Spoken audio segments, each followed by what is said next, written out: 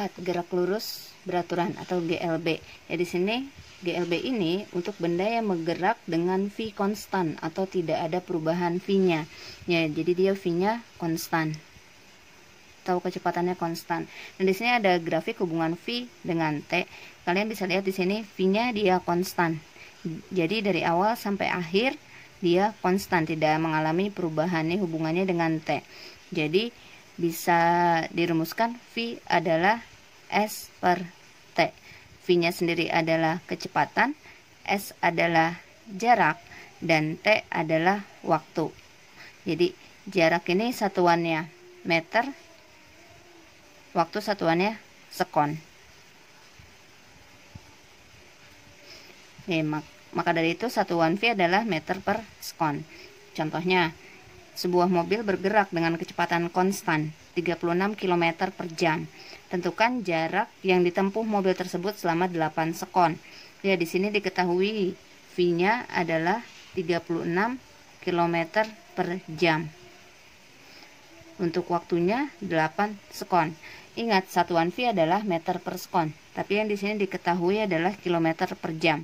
Jadi harus dikonversi terlebih dahulu.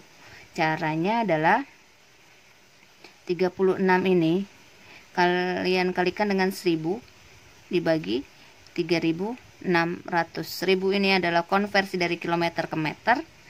Untuk 3600 ini adalah dari jam ke detik.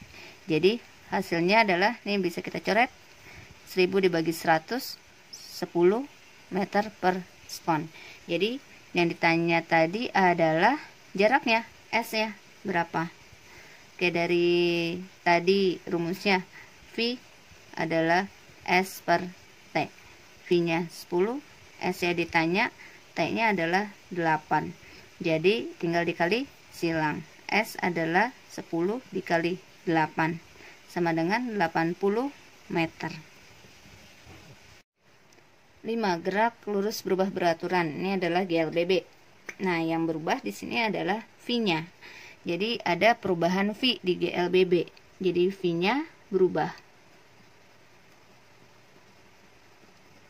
Nah, kalau V berubah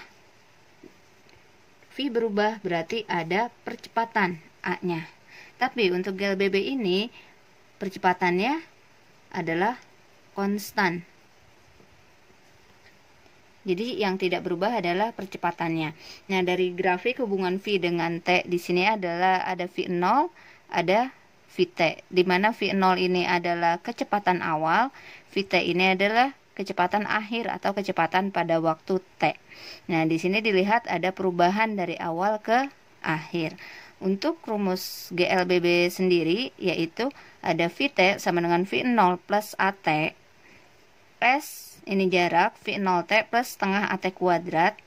Vt kuadrat sama dengan V0 kuadrat ditambah 2AS. Nah, di sini tandanya positif semua. Kenapa? Ini adalah rumus untuk benda yang dipercepat. Jadi kalau benda geraknya dipercepat, berarti A-nya positif. Positif untuk benda dipercepat. Nah, A ini bisa bernilai negatif bila benda diperlambat. Jadi kalian kalau misalnya nanti dapat soal gerak bendanya diperlambat, berarti A-nya tinggal ganti atau tanda ini menjadi negatif.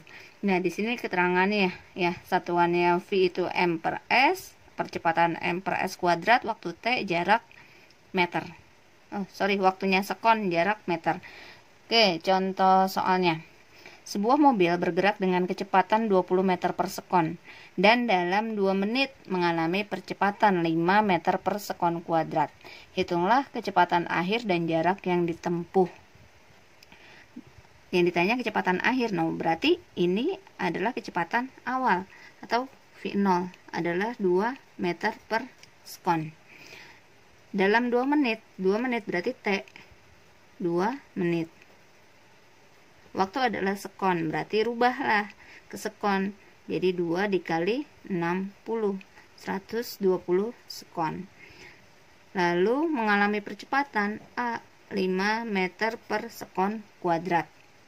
Yang ditanya adalah berapa kecepatan akhir, V-nya berapa jarak yang ditempuh, dan V0 nya 20 ya.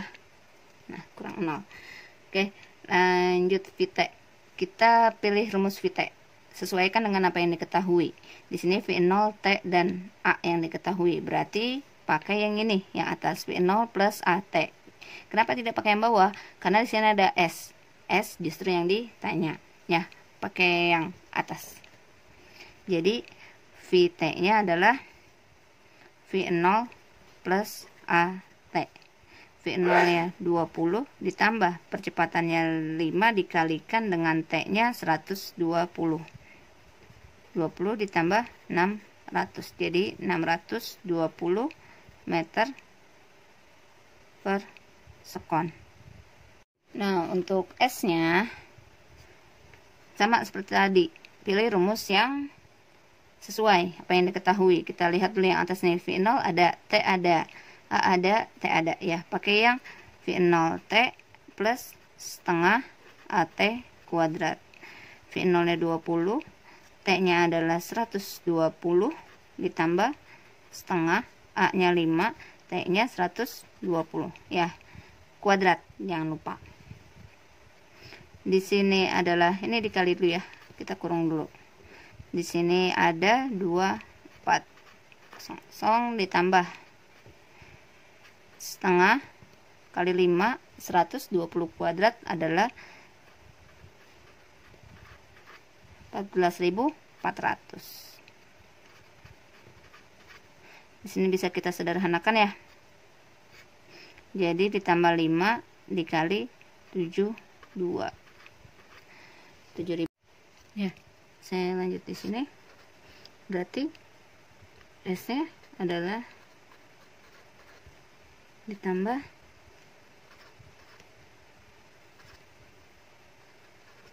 ya. Jadi hasilnya 38.400 meter. Kalau kita jadikan kilometer jadi 38,4 kilometer. Selanjutnya gerak vertikal. Nah, kalau vertikal berarti sebuah benda dilempar atau sebuah benda jatuh. Untuk rumusnya sama dengan GLBB. Cuma yang berbeda adalah percepatan di GLBB simbolnya A. Kalau untuk vertikal, gerak vertikal dia G, gravitasi. Jadi tinggal diganti yang A-nya di GLBB menjadi gravitasi di vertikal. Juga S di GLBB tapi di vertikal adalah H, ketinggian. Jadi untuk 3 komponen rumus ini sama gitu. Nah, kalau untuk di GLBB ada A-nya yang bernilai positif, ada yang negatif, sama di gerak vertikal pun sama. G yang positif adalah untuk benda jatuh. Nih G-nya positif. Kenapa? Ketika benda jatuh ini dipercepat. Ketika benda dilempar, yang ini diperlambat. Kenapa diperlambat? Karena berlawanan dengan arah gravitasi. Jadi untuk komponen rumus sama dengan GLBB. Selanjutnya adalah gerak jatuh bebas nomor 7. Di mana gerak jatuh bebas di sini adalah V0-nya adalah 0. Jadi tidak ada V0. Saya ambil rumus yang dari atas, yang gerak vertikal. Misalkan di sini ada VT. Untuk gerak jatuh bebas V0-nya adalah 0 ditambah GT. Jadi untuk VT-nya bisa langsung sama dengan gravitasi dikalikan dengan waktunya.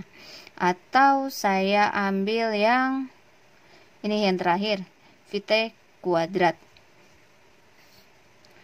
Saya ambil VT kuadrat, V0-nya 0, berarti 0 kuadrat sama dengan ditambah 2GH. Jadi VT kuadrat adalah 2GH, atau VT adalah akar 2GH. Jadi bisa pakai yang ini atau yang ini. Contoh soalnya, sebuah benda jatuh bebas dari gedung yang tingginya 45 meter dalam 3 detik. Benda tersebut sampai ke tanah. Tentukan kecepatan benda tersebut dengan gravitasinya 10